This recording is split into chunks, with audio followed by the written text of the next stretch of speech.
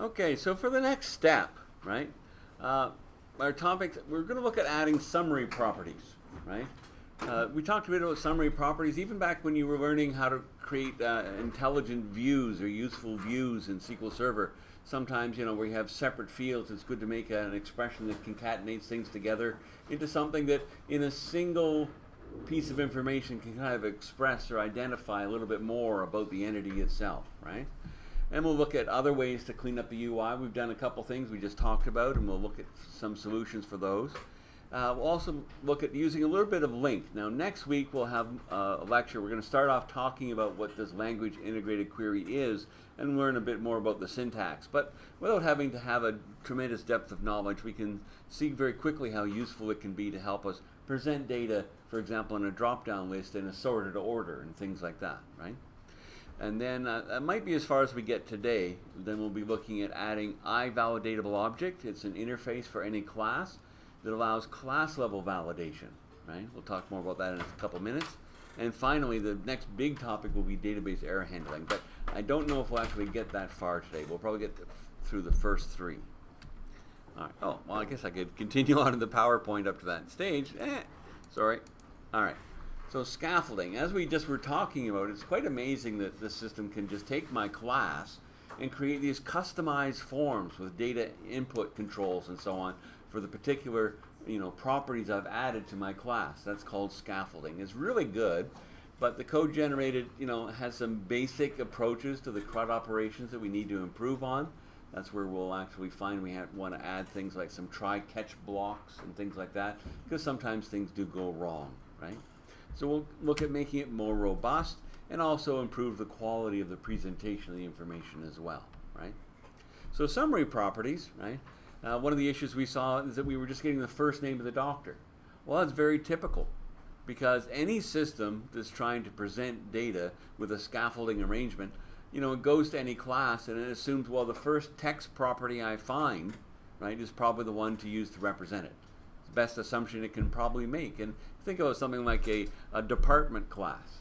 Well, odds are the department name is the first string property it'll find, and that's perfect. It's all you need to talk about the human resources department or the, you know, information systems department, right? So half the time it's the correct assumption to make.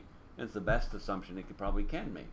But we can improve on that by giving it a string property that it can use instead, right?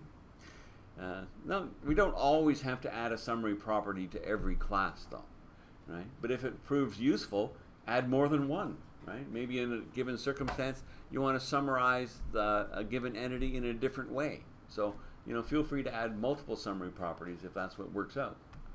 Okay, just an example of one might look like this, and this is exactly the code I'm going to put in for some of our doctor and patient entities, right? So what I wanted to point out about this is that you notice that as a property, there's a getter, but there's no setter. It's one of the ways, there's other ways you can do it too, to make a read-only property, right? We can't change any data through this property, but we can actually just present information already stored inside the class in a different way, right? So don't worry too much over the expression. It's just one way to put a name together, okay? I haven't changed this in years because it still works, right? Just returning the first name, and then this is all about the fact that the middle initial or the middle name is probably nullable, right? So I'm just, if it's null or empty, then we'll just put a space and we're done between first and last name. Otherwise, I'm stripping everything, you know, just the first character. One of the ways to do that is convert it to a char array and just take the first element in the array, right? And then add a period, convert it to uppercase, right? So we just have an uppercase initial, basically, from the middle name, and concatenating on the last name, right? Just an example, okay? There's no setter, it's read-only, no additional private variables are required, away we go. All right, then we'll talk a little about LINQ, but let's actually add some summary properties. So here I have the same project we were working on before break. I'll close the layout page. We're going to be working in our models for a little bit. So come over here to the models folder, both my doctor and patient, okay? And using my copy paste file, which I think I still have open. Oh, no, I guess I closed it. No problem. Okay, so it's open here on the other screen, but you can see what I'm doing. Okay, so for the patient class, I'm going to add two separate properties. So down here in patient, I usually do them after. I don't know why. The order doesn't really matter, but I usually do them after the primary key. Okay, so copying in, so there's that full name exactly as it was in the PowerPoint slide, right? Now, notice I'm using my attribute here, my annotation, to set a display name, right? Just for patient. Because I don't want to see full name anywhere on the screen, but that'll be the way that I refer to it logically in my code, okay? But it can have its own display name attribute, even though it's a read-only property. And then this one I find useful whenever you have a date of birth. Quite often, that's pretty confidential information these days, so it's often helpful, though, to be able to show the age. Well, I don't want to have to calculate it all over the place in my application, so don't repeat yourself. I'll stick a simple summary property here to show the age, right? And this is one of the, I just Googled this and found it a while ago. Oh, I should say I Binged it, not Googled it, because I am the Microsoft guy, right? That's what Marsha always says. Okay, I use both, to be honest with you, but anyway. So this is just one of the approaches to calculating an age, right? It's a simple approach where we just take the difference in years, okay? And then we figure out, are we past the birthday in the current year, right? So if the today's month is older than the actual date of birth month, then we're done, right? Otherwise, we have to check, are we past in the same month as the birthday but past the date and so on, right? And really it all comes down to this decision. Are we going to add one or not, right? Or subtract one, I should say, or not, okay, to the difference in years. Now, the extra question marks, you might say, well, what are those all about? I see a question mark here before the dot. It gives me a chance to talk about a couple things. Remember, in my patient class, we made the date time, the date of birth date time, a nullable date time, right? We did that by putting the question mark behind the data type. Because by default, string is about the only built-in data type in C# that can allow null values. Most of them don't. So that gives us the ability to have a null for the date time. But the trick then is, well, how do we access something like the dot year, right? Well, if it's null, then in the past we would have actually had to write a whole separate if structure. Check if it's null first, because if you go dot year on a null, you'll get a null reference exception. Bang! Crash! The whole system stops, right? Null reference, I forgot to check first if it's null. So what they did in one of the couple versions ago of C#, they brought out this new operator. And it's called, let me zoom way in so you can see it clearly. Okay, any one of these will do. Just picture the question mark and period side by side, all by themselves. Trying to separate them on the line. See how it looks like Elvis? You have his two eyes, are the dots, and that little curl up top, well, that's the hair over his forehead. Got it? That's why they call it the Elvis operator. Okay. They actually do. In all the documentation, they call it, you know, just the team that came up with that in C#, they had a little fun with the idea. But what the idea is that I can access a property of an object that might be null without crashing, right? It just returns a null, okay? So it's just a nice thing that they added that to C#. And we only need to worry about it because the date time itself is nullable. So notice I made my integer value a nullable int, right? So at the end, though, I can toString it safely, even though it might be null, and I just get an empty string. All right, so that's just an age property, and I have a full name property. Going to the doctor, the two summary properties I find useful here are both the full name.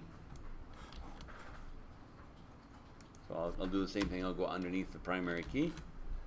Okay, the full name, right? But notice I'm also putting dr period in front, because after all, they are a doctor. Might as well put that at the beginning. And then a formal name. Formal name is last name, comma, first name, right? I find that is something I want to put in as a summary property anytime I'm working with names, if I'm ever going to have it appear in a drop-down list. Best way to show data in a drop-down list is last name, comma, first name for people, because then it's nicely alphabetical by the last name and then the first name, right? And you can type a letter and jump to it in the list. So those are the summary properties I'm finding useful to add in this situation. Okay. So as soon as they're there, I'm done. Right? Now, by the way, if you add a new property that gets stored in the database, next time I go to run, I'll get a warning saying, oh, wait a second, your model is out of sync with your database. And I'd have to add a migration and update the database again, right? But these aren't an issue because I'm not storing any extra information inside here. They're just read-only properties, okay, presenting the information that's already here in a different way. So I don't have to worry about the database. This has no effect on what data is actually stored in my SQL Server database itself. But with them there, I can now go and fix a lot of those issues we were just talking about. So for example, if I come down here to my patient views, right on the index view itself, we can fix some of those problems. One of the things we saw is, well, for one thing, the OHIP number, okay, we could take that off. But, here's our separate columns for first, middle, and last name. Maybe I should talk about a view. It's the first time we've really looked at one, right? At the very top, notice we're specifying this is a strongly typed view. Strongly typed view. In other words, it has a model designation at the top that the model object available throughout the code in this view is of the type patient. That's the class.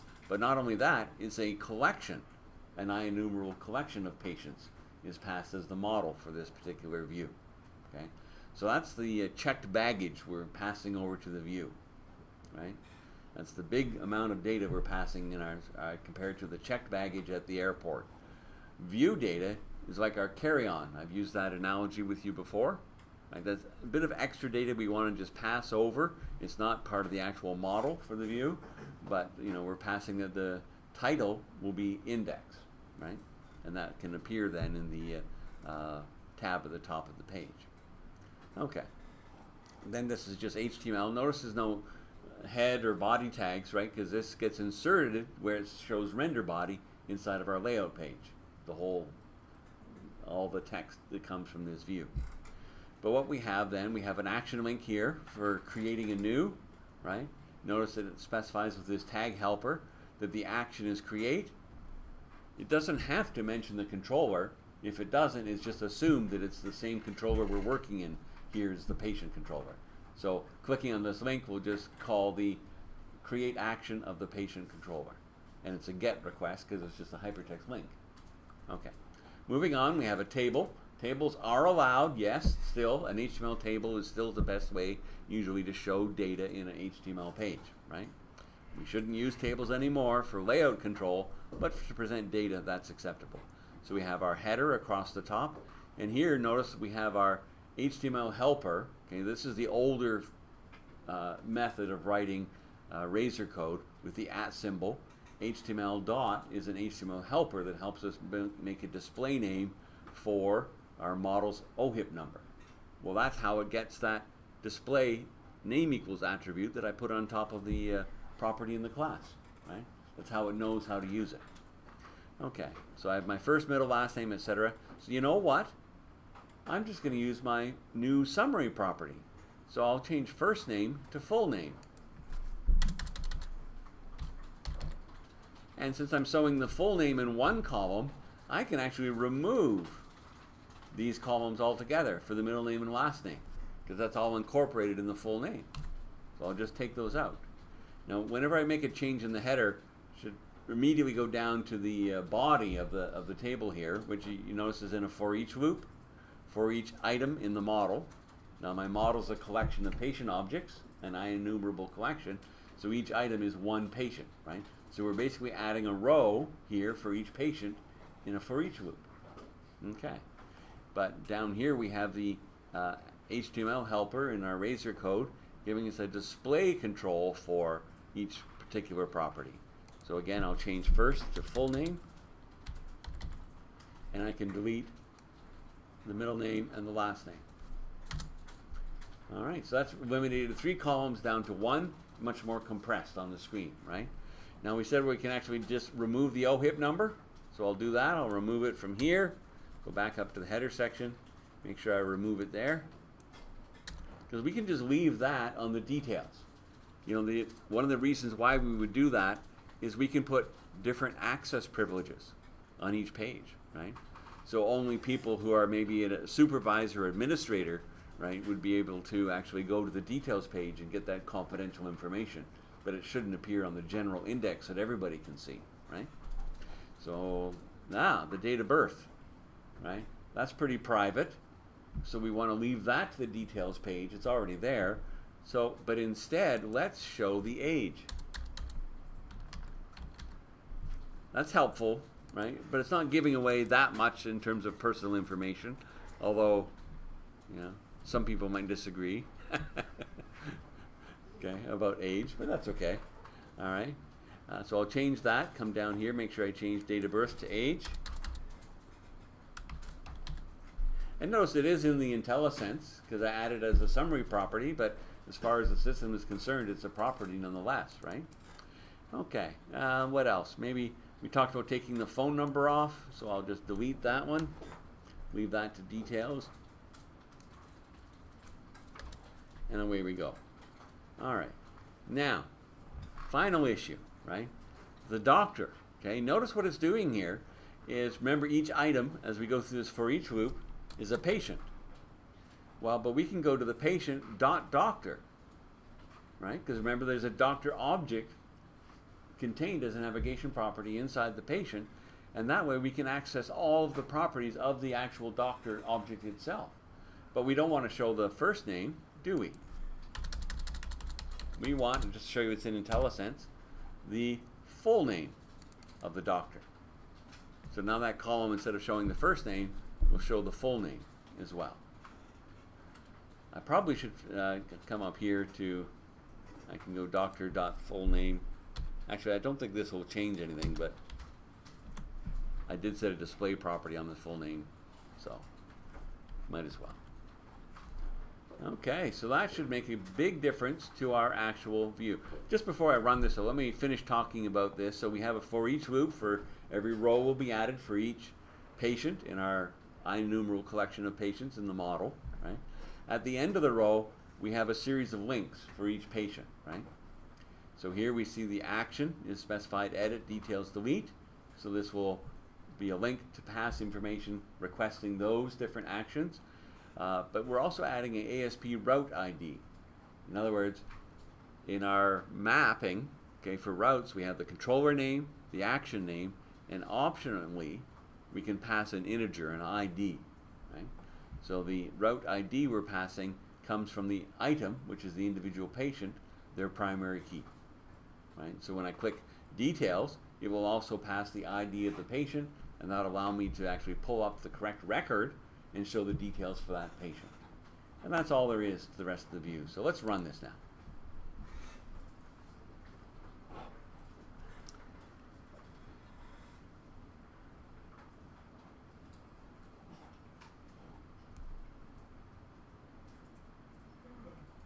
And here we go. So I go to patients, go to the index, and that looks a lot better, eh? I don't have near as many columns.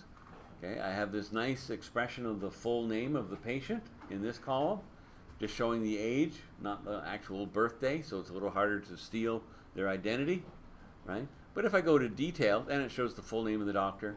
If I go to details, then now I can find out, so you see that's one thing that's hidden now. Wilma J. Flintstone, well, what does J actually stand for? Well, in details I can find out that it's Jane, right? Because I still have all the information shown here in details, including the OHIP number, phone number, etc., full date of birth.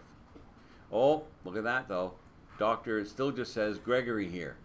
So that's another little thing on the details view. Okay, I have to fix that. But that's an HTML change, so I think I can do that without changing anything here, without having to stop. If I view the Solution Explorer again, let me go to the details, see if I can change this.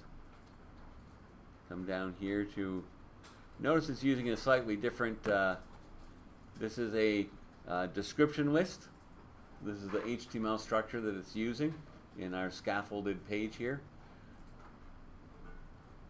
So there's two parts. There's the term definition and then the actual term.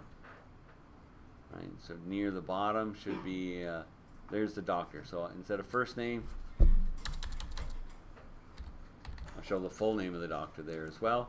I can just save that, go back to my browser, refresh, and go to details. And they're now showing the full name of the doctor on the details page as well. So those are just some little fixes that, you know, make a big difference to the end user, right? And we're just using those summary properties and you know, a little bit of refinement on what actual properties are displayed in different places. We're not quite done though, right? If I come back here to my create and my edit page, remember our drop down list here is just showing that first name.